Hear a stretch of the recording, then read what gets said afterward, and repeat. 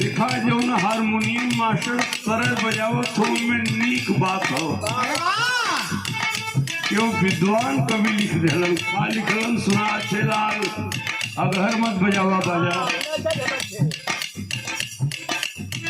अमृत कहे धार केहू केतनो पियाई एगो माई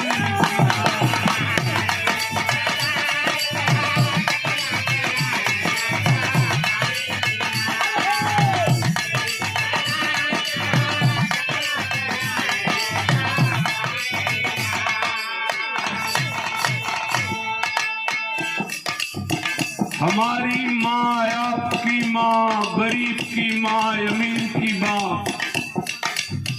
अमृत कहे धार केहू केतनो पियाई बाकी माई बिना कैसे ही अराजू लाई भैया आदि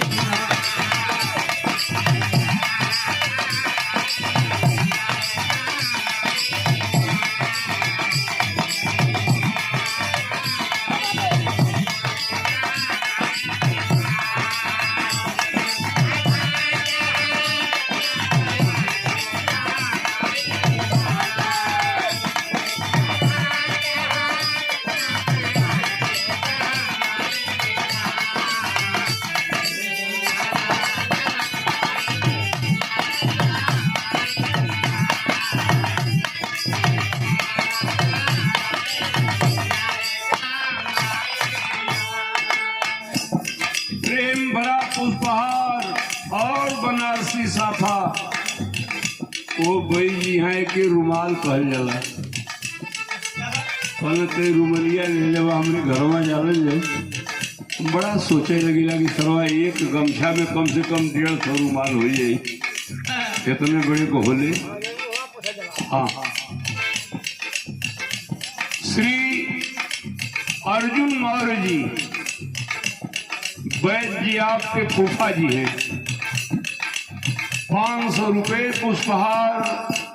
और साफा प्रदान हुआ नहीं बज रहा है बेटा काम करो डिस्टर्ब मत करो हमको। अर्जुन जी के धन्यवाद बाप 2 लाइन कमाई सरस्वती का भजन हो माता सरस्वती से कहले बा का कहले बा छेलाल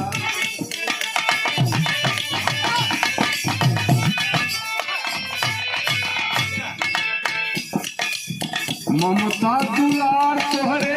आचारा के छैया मैया कहिया